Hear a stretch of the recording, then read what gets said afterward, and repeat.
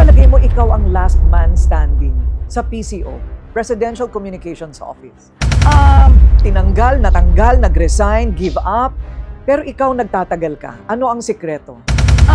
So gusto talaga nila siguro yung matatas, may angas ng konti, medyo may angas din si Presidente. Oo, kasi hinahayaan naman niya. Dadagan ang Balita News Update. Dadagan Balita. Alright, welcome back mga kabitan. Nagbabalik po tayo dito sa ating munting bahay. Danagan Balita Reaction Video News Update. Sa mga oras nito mga kabitan, maibanan mo tayo at tayo po ay magbibigay o pagtuunan ho natin ng pansin. Itong panayam ho ni Corina Sanchez kay Awaw Castro na isang payaso ho dyan sa Malacanang. At alam naman ho natin mga kabitan, lahat na mga isasagot dito ay of course para i-promote yung kanyang among si Bunget.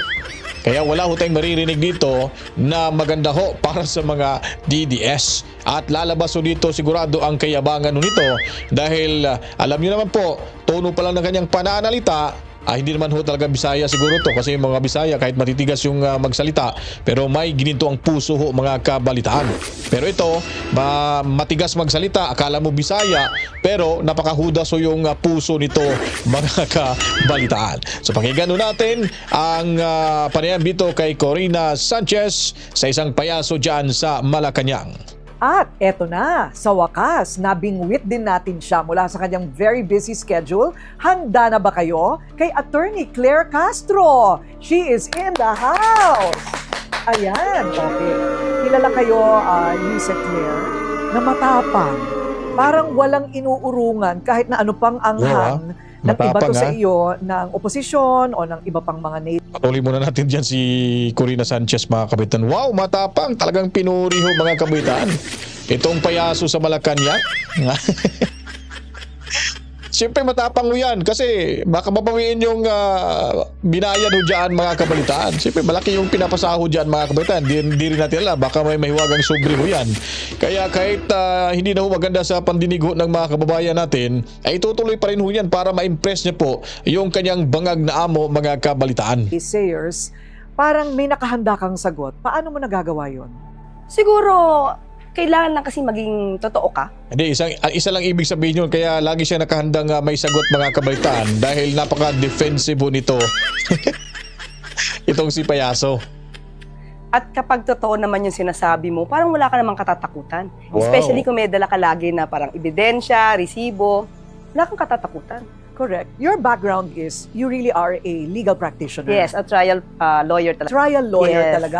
So ready sa cross-examination, Yes, litigation. yes, no? litigation. Pero nung nagkagulo ho sa isang presinto mga kabaitan, nagwala ho siya doon, no? At hindi niya ho kinaya yung ating kapulisan dyan. Kaya idinadaan niya ho sa galit. At nung bandang huli ay parang sisiw na pasa mga kabaitan na umamo ho parang hindi ko alam, parang nahimasmasa nung siguro baka tinasikan ng laway ito ng hepe doon sa isang presinto. Okay, bakit sa palagay mo ikaw ang last man standing sa PCO, Presidential Communications Office?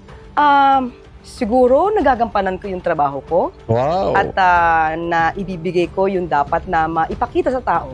Alinsunod na rin sa direksyon. Iba talaga pag si Tatay Digo, no? Nung tinanong ko si Tatay Digo mga kabaitan na do you think na ano na ba, acceptable na ba at nagawa mo ba yung trabaho mo, nagampanan mo ba yung trabaho mo para sa mamayang Pilipino? Anong sabi ni Tatay Digong Duterte kung matatandaan nyo po? Hindi ko po makukuha yung tamang salita pero yung punto ay ganito. Itanong nyo lang sa taong bayan. Yung taong bayan yung makapagsalita, makapagsabi kung nagampanan ko ba yung aking tungkulin o sinumpaang tungkulin. Yung sinasabi niyang utos ng bayan sa akin ay kung ng taong bayan kung nagampanan ko ba. Sila na yung makakasagot diyan, no? 'Di ba? Napaka low profile lang talaga si Tatay. Pero ito parang siguro nagampanan ko na yung aking yabang talaga ng payasong to. Diba ng ating Pangulo na ibigay kung ano yung dapat na ibalita sa mga kababayan natin. At pangalawa, is labanan talaga yung fake news. Ayun, okay. Labanan na yung fake news mga kabitan pero reyna ho ng fake news ito ng Malacanang. Ano, pang-5 ka or pang-6? Actually, pang-6 si Sec Dave. Kasi Ayun. USEC lang naman tayo eh. Correct. And she makes a distinction that she is not the presidential spokesperson, but rather but rather just the communications Palace officer. Palace officer. Palace press officer. Anong pagkakaiba? Medyo kaiba yan. Kasi, hindi ba nung pangako ni Pangulo, siya yung magiging spokesperson for himself. So, walang tatay yung spokesperson, wala na ring office of the spokesperson. Kaya tumatayo na lang tayo na Palace press officer. Kumbaga, kung ano yung sabihin ng Pangulo, ang magiging trabaho ko, i-expound ito, i-explain sa mga tao para mas maabot mga kababayan natin. So what does it take?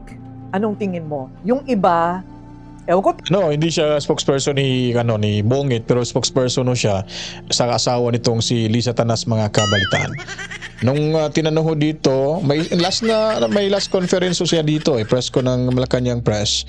Tinanong ho yung parang kinasuhan yata itong si or parang papaimbestigahan itong si Mr. Ngo at si Lisa Tanas. Parang siya yung dumipensa, mga kabaitan, at siniraan niya na agad yung taong nagbungkahi na paimbestigahan dahil nga sa flood control projects.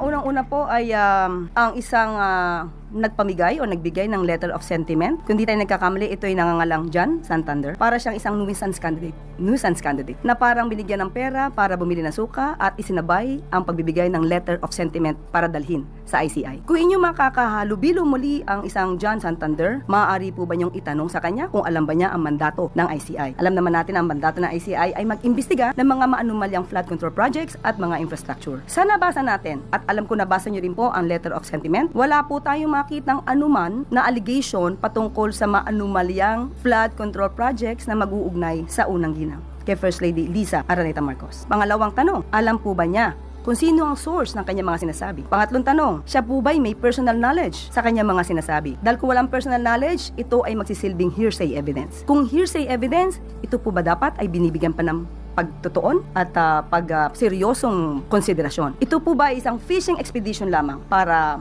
siraan ang unang ginang? So ibig sabihin nun, ang ginagawa niya ay pangdidepensa ng asawa nitong si Lisa Tanas. Pero sa patuloy na kanyang pagsasalita diyan sa Malacanang, hindi niya ay inaamin na siya ay spokesperson. Dahil siya lang daw ang tagapagpaliwanag ni Bongit kung ano mga magiging ipahiwatig ni Bongit ay ipapaintindi sa taong bayan. Di ba? Parang ganun lang rin. Spokesperson pa rin yung mga kabalitan Ang gulong kausap nitong sa bagay payaso kasi given na huyan natin, mga kabalitaan. tinanggal, natanggal, nag-resign, give up, pero ikaw nagtatagal ka. Ano ang sikreto? Wala lang. Again, kailangan ko lang kasing ipahayag sa tao kung ano ba yung nais na iparating ng presidente. Kung ano ba yung nagagawa ng administrasyon. So, doon lang. Siguro, hindi mo kailangan maging mabola sa iyong... Hindi, isa lang masasabi ko ganyan talagang ugaling linta, mga kabalitaan.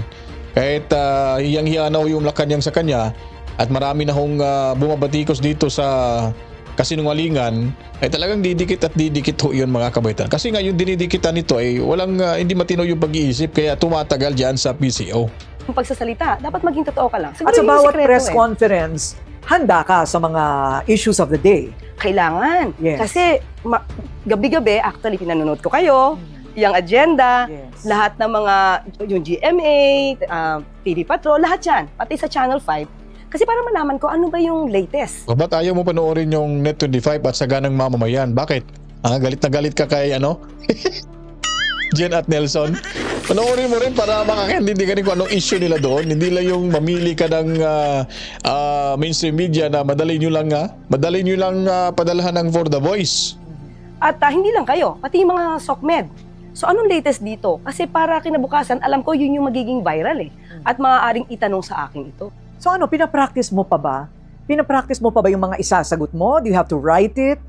I guess on some issues you have to research. Yes, yun na kailangan ko. Kasi minsan, nandyan lang yung news, hindi ko alam yung pinaka-konteksto So, anong pinanggalingan nito? Yun yung nire-research ko. And then after that, syempre, itatanong ko muna, ano ba ang damdamin ng Pangulo dito?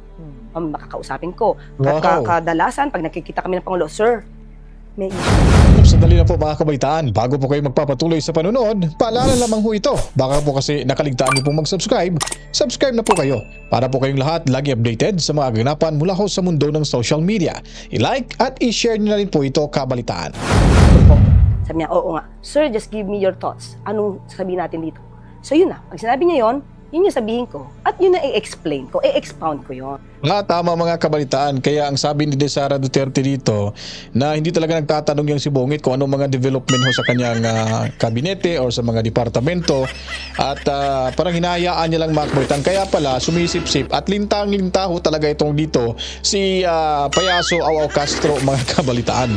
Kasi yan ang paborito ni Bongit yung may sisip-sip sa kanya mga kabaitaan, may pupunta, Bongit, may issue dito. So si Bongit, ang gagawin niya, ikaw nang bahala dyan. Alam mo naman siguro yan Yun ang paborito ni Bongit. Yun ang sinasabi ni Inday Sara Duterte na isang halimbawa ho sa ginagawa ho dito ni Aw Castro. Kaya tumagal ho talaga siya mga kabaitaan. Kasi itong si Bongit mga kabaitaan, kung talagang may isang salita ho ito, ay nako, siya na ho ang magdidikta ho sa kanyang mga aliporis dyan. Kaso siya yung dinidiktahan.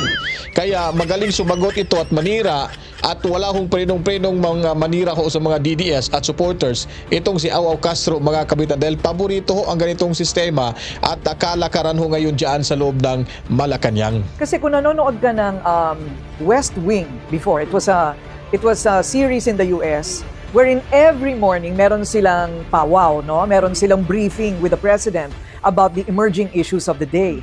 Kayo, ano ang style ninyo ni Presidente? Kasi mahirap yung huhulaan mo kung anong iniisip niya, no? Hindi, actually, kapag merong issue, kumbaga, parang na mga kabaitan, parang pinatunayan niya na ang sinasabi ni Sara Duterte dito na itong si Bongit wala talagang pakialam mo sa mga kasamahan niya dyan sa mga departamento, cabinet secretaries. Bahala na kayo dyan. Basta ako, sabihin nyo lang sa akin at go na tayo dyan. Ilaglag dito si Bongit. Lahat ng mga sinasabi ni Sara Duterte, tama ho mga kabitan. Una, yung pera daw, hawak lang dalawang tao dyan sa kamera. Tapos, plano nilang i-impeach ni Sara Duterte. Yun, nangyari ho mga kabaitaan. At yung nakawan sa gobyerno, pasimuno ni Tambuaya. At wala nga siyang, hindi niya nga sinagot dito si Sara Duterte nung sinabi ni Sara Duterte na sangkot ho. Sangkot sa malaking katiwalaan sa pera, pati yung justice system ho natin mga kabaitan. At yung sa parang dinamay niya na parang gusto niya nang bilhin at pati yung pagtanggap ng pera sa Okada, if I'm not mistaken, correct me if I'm wrong guys, na nakasilido sa maleta. At naging coincide ho mga kabitaan nung sinabi ni Gutesa na sila ay nagdadala ng pera na nilalagay sa maleta. Di ba? So hindi fake news si Sara Duterte. Pero sa mahinang komprehensyon nito ni Aw Castro Payaso, ay naku po, talagang sasabihin talaga niya na fake news si Sara Duterte. Pero dito ngayon, talagang pinatutunayan niya na tama ho si Sara Duterte sa mga sinasabi nito laban kay Bongit. Pag morning, meron akong kakausapin. Kung hindi ko nakakausap ng personal agad. Kasi minsan, hindi ko alam kung nasaan si Pangulo Baka nasa pagbabasa or what. So, ma'am, ito may tanong dito And then, ang Pangulo minsan ang tatawag sa akin. Okay. Yes. So there's no regular meeting about the issues? Hindi ganun ka-regular kasi minsan hindi naman kami nagpe-press briefing Right. Kapag ka lang yung issue about kung ano yung sasabihin ng Pangulo, kasi karamihan sa mga questions, it's about kung ano yung sagot ng departamento Kasi ano na nangyari dito sa DepEd, ganyan-ganyan. So, ang tinatanong ko naman doon at tatawagan ko, let's say, Secretary. Let's say, si Secretary Rex, Sir, anong latest dito? Meron kang ganitong issue, ano dito? O kaya, SecTed, anong issue to? Ano dito? Ano nangyari dito? So, ganon. Every morning, yes. Wow. Kaya minsan, pag may nagre-request sa akin ng interview every morning, hindi talaga pwede. Kasi yun yung time na napaka-busy namin. Dahil I have to get the info talaga from the right person. So, para hindi ako magkamali ng mensahe. Ayun. Okay. Have you ever gotten in trouble? Yung may nasabi kang mali, pinagalitan ka? Hindi pa naman. Hindi daw. Taon ito, hindi daw siya nagkamali mga kabitan. Pero nung pinasok ko itong KJ, ano ba yun? Yung Kingdom of Jesus Christ, KOJC mga kabalitaan, at sinabi ni Bongit dito na walang baril. Sinabing Bongit, sinabi niya rin na wala daw baril mga kabalitaan. Dalawa sila sablay pala. You go to any human rights activist, there's nothing that we do. Lahat ng pumasok na pulis, hindi armado. Walang baril, kahit isa. Hindi kami gumamit ng tear gas. Pero hindi siya nagbukas naman sa loob ng compound si Kibuloy at 5 iba pang subject ng arrest warrant. Yun ang mahirap dito no? Yung mga nagmamarunong ho at hindi ho lumalabas, nasa opisina lang nakaupo at tumatanggap lang ho ng tawag, tapos mali-mali, yun ang binabalita ho. Tapos pinagmamayabang niya dito na hindi daw siya nagkakamali dahil siguro niya daw na may ebidensya at tama yung kanyang mga sinasabi. Hindi pa naman. Hindi pa naman, Okay. so far. Oo. So gusto talaga nila siguro yung matatas, may angas ng konti. Sabi nga namin, how much of this is Claire Castro and how much of this is the armor of Malacanang?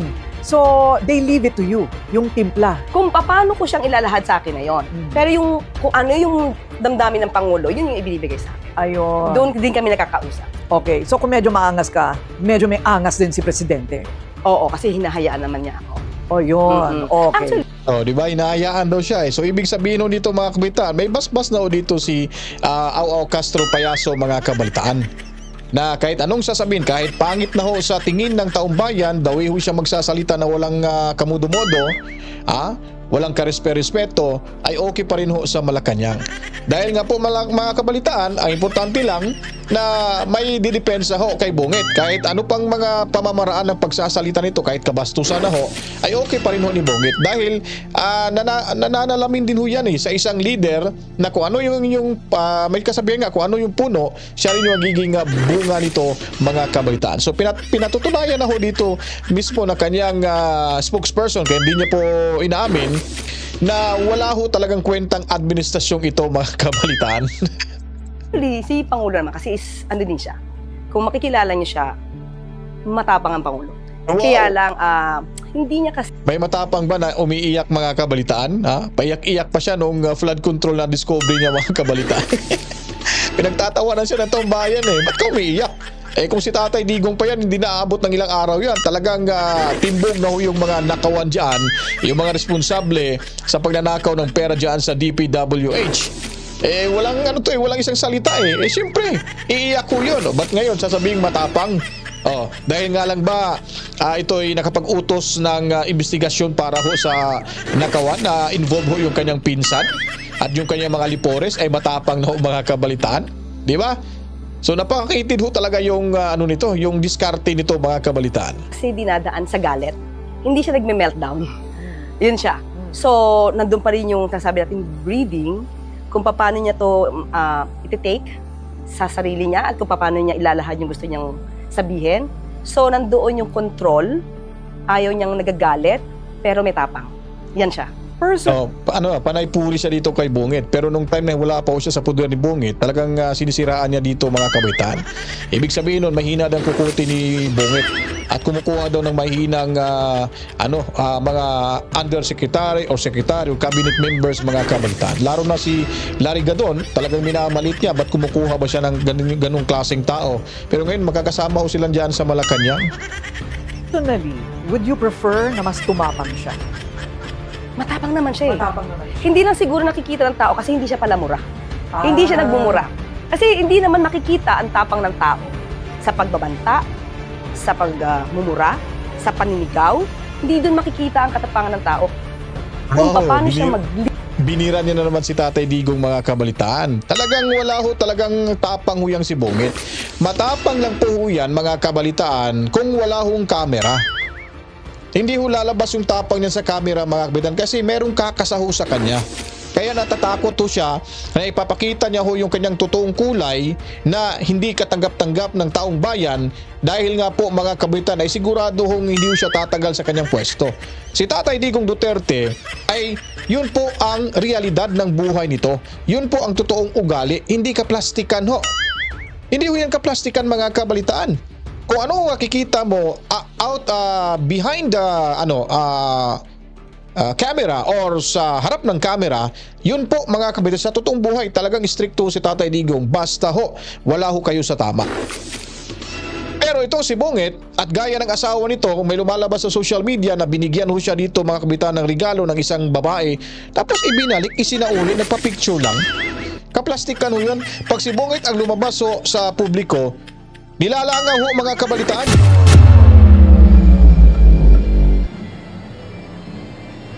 Muli mga kababayan, ang Pangulo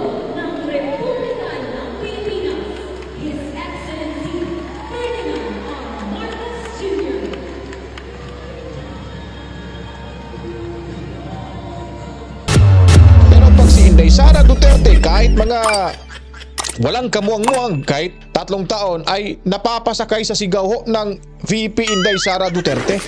Talagang dinudumog ho ng taong bayan.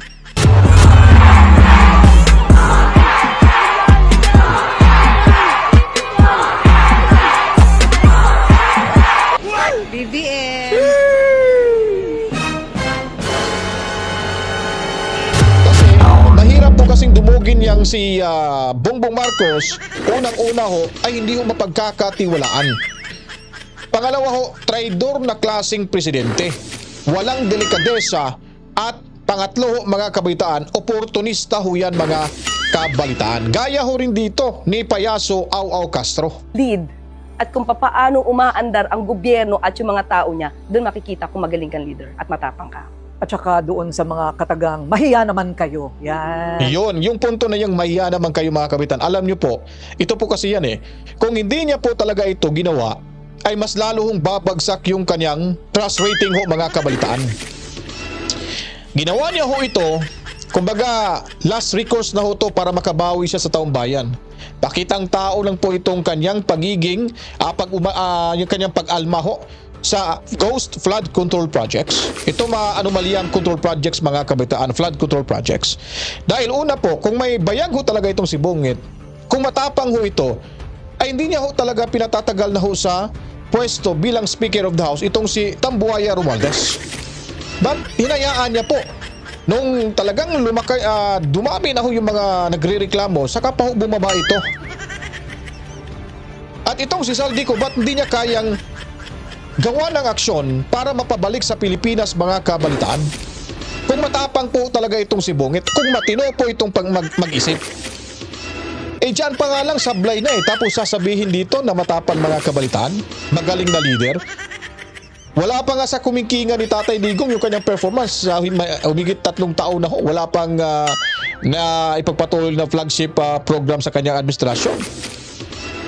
Ilan ba yung nagawa niyang school buildings, mga kabaitan? 22 lamang ho. Pero kay Tatay Digong, di ko makuha yung tamang figura, yung actual ho. Pero nasa bilang na 2,000 mahigit siguro, mga kabalitaan. Yun po pa yung magaling na leader. Kaya niya po, sinabihang mga hiya naman kayo, pakitang tao lamang ho yan para makakuha sa ng simpatya sa mga tao. At hindi para hindi ho siya sisisihin dito na para hindi siya ma-involve, mga kabaitaan. Kasi alam naman ho natin na may partihan ho talagang nangyari mula ho sa mababang kapulungan hanggang dyan sa ehekutibo, mga kabaitaan. Oo. Parang ako as a journalist, gusto ko mas marami pang ganon para mas marami kaming news. Hindi ba? Okay, so you were a vlogger first before spoke PCO or PCO muna bago vlog? Okay. Nauna muna ako maging trial lawyer. Sabi nila, okay, baka pwede ka mag-vlog. Share mo yung thoughts mo about legal matters. After that, while being a trial lawyer, nag-vlog na ako. And nasa radio ako. You're right. DCMM. Kapamilya yes. tayo. And then after that, nag-DZXL ako, RMN. And that time, nag-vlog na ako. So nag-start na ako mag-vlog. And then after that, yun, saka ako tinawag. Hindi ko na nabutan to sa DZXL itong si Au Castro. Bago lang to mas nauna ako, mga kabalitaan. At kaya hindi kami nagkita ho doon kasi province RMN tayo, siya nasa main ho, mga kabalitaan. Pero kung nagkita siguro kami sa main ito, ewan ko lang kung tapos ganun ho siya mag-deliver ho against kay Tatay Digong Duterte. Malamang medyo magpang-abot kami nito, mga kabalitaan. Baka magbumbahan na kaming dalawa, pero ano lang ho yun, kidding aside lang po yun. Pero nauna ho ako sa kanya dyan, mga kabalitaan. Para to be part of the... So doon ka na-discover sa vlog? Actually, hindi ko alam. Hindi rin nila sinasabi sa akin paano. Hindi ko alam. Really? Yes, Hindi mo alam how you were recommended? Ganon? Yes, hindi ko rin alam. Saya talaga. Nagpasabit naman ng biodata. Actually, ganito. Although nabanggit ko na to before sa ibang program, masabi ko kasi, at the time, hindi ako pang politika Hindi ako mahilig sa... Tinanong dito ni Corina, dati binibira mo si ba't ngayon tinanggap mo yung offer? Para to malaman natin yung sagot dito, mga kabalitaan. Politika na buhay. So, nung inalok sa akin yan, sabi ko, pwede ba tayo mag-meet? Yeah. Sabi ko, sir, kasi may sakit yung kapatid. At the time naman kasi may sakit talaga. So parang reluctant ako na maging parte ng gobyerno. Tapos nung tinawagan na ulit ako, sabi niya, pwede ka ba magpadala ng CV? Sabi ko, sir, sa cellphone? Ganon. Tapos sabi ko, 3 lang nilagay ko. Kasi parang wala nga sa utak ko na magiging parte ako ng government. Until na parang, naku, mukhang serious to, 4 na yung tawag. Pero at the time, parang hindi ko pa rin siya gustong maging parte ng government. Until the president asked me, can you help the country? Parang, sino ako para tumanggi? Kung may maitutulong ka sa pamamaraang kaya mo, why not? Parang blooming ka pa rin naman. So, hindi ka pa ba medyo nauupos dito sa hirap ng trabaho mo? Sabi ko nga, pagka-blooming ako because meron tayong magic light. Ganon? Oo. Pero hindi. Ganito yan siguro. Kung magpapadala ako sa mga negatibo, mauupos ka talaga. So, hanggat alam ko na tama yung sinasabi ko at meron akong pangahawakan na ebidensya for this statement, hindi ako mauupos. Okay. I think kung malinis ang konsyensya mo sa sinasabi mo bilang totoo, wala ka naman dapat ika-stress. Ano? Yes. Okay. So, how much of the vlog is the PCO? Kasi sa vlog na panood kita, medyo iba. Medyo mas casual. Yes. At medyo mas palaba. Parang wala akong pakialam sa inyong lahat. Parang may ganun. Yes. So, okay lang kay Pangulo yun. Okay, FL na meron kang personalidad sa vlog at kagalang-galang naman pagdating sa rostrum ng Malacanang. Alam nyo guys, ito guys, malaking magkakamali ho dito ni Aho Castro. Mas lalo talagang sinisira or masisira ho dito si Bongit. Dahil alam nyo po, yung kanyang personality ho bilang isang PCO Undersecretary ho, ay talagang kitang-kita natin na kumakampi ho talaga siya kay Bongit. Nung nilabas niya na ho yung at saka tinitwist niya ho mga kabitan na pabor ho sa kanilang administrasyon. Ngayon, pag nag-vlog ho ito, tinitira ho ni Aw Castro Payaso itong si Inday Sara Duterte at yung mga Duterte. So, kung titingnan ho natin, sigurado ho na 100% wala ho talaga tayong makikitang transparency ho sa mga pagpapaliwanag nito pag ito ay nasa Malacanang kung pag-iusapan ho natin yung mga Duterte. So, meron ho itong conflict of interest at talagang purely kumbaga politically motivated mga kabalitaan. So hindi ho nila naisip po yan na dapat iset aside nyo muna yung pagbablog para hindi ho tayo mabahira ng politika. Kasi pag sumasagot ka na nandito ka sa Malacanang, ay siguradong dinidepensahan mo naman talaga itong administrasyong ito pag pinag-uusapan yung mga Duterte, yung kanilang mga aligasyon. Di ba? Parang sasabihin ng mga tao na siyempre trabaho niya yan, depensahan. Walang personalan ho yan. Pero pag nag-vlog na ho ito, talagang tinitira nila yung mga DDS, yung si Inday Sara, si Tatay Digong, lahat lang mga pamilya Duterte, binibira niya ho dito. So, klaro ho na politically motivated, intentional ho talaga yung kanilang paninira ho sa mga Duterte. Lalo na pag ito'y umupo na ho at naandyan na bumalik sa Malacanang bilang secretary ho ng PCO itong si Aw Castro Payaso mga kabalitaan. Anyways, mabahaba po yung kwentuhan dyan ni Ate Coring at kung nais niyo pong mapanood ang buong kwento ho dito sa Rated Corina, i-search nyo lang po at manood kayo dahil ito po ay makikita ho sa kanyang YouTube channel mga kabalitaan. So kumuha lamang ho tayo ng ibang bahagi ho, kunting bahagi ng programang ito para naman ho tayo makapagbigay ng komento rin sa kanyang mga sinasabi dahil alam naman ho natin talaga mga kabitan kung hahayaan ho nating manira o itong si Aw Castro Payaso at hindi ho tayo magsasalita bilang sagot ng kanyang mga kasinungalingan dahil reyna ho ito ng kasinungalingan dyan sa Malacanang mga kabalitaan. So matatalo ho tayo rito. Kaya andito tayo mga DDS vloggers na dumidepensa ho dahil alam ho natin na ang katotohanan ay panigo sa mga Duterte at DDS mga kabalitaan. Kaya kung nagustuhan niyo po itong ganitong klaseng video presentation, maaari niyo pong suportahan itong ating munting bahay at paniling tumutok sa Danagan Balita Reaction Video News Update lalo na sa mga bagong salta at hindi pa po nakapag-subscribe, pindutin niyo na ang subscribe button and then ang notification bell mga kabalitaan. Paliguan din ng maraming komento, reaksyon, opinion at suhestyon para malaman din ng karamihan kung ano pa po makaganapan sa ating lipunan i-share nyo na rin po ang video ito mga kabantaan. Kita-kitso tayo sa ating pagbabalik. Ako po ay magpapaalam na. Maraming salamat. Mabuhay tayong lahat. Tuloy lamang ang laban. Ingat. God bless. Mwah. Chip. Peace out. Dan agad balita.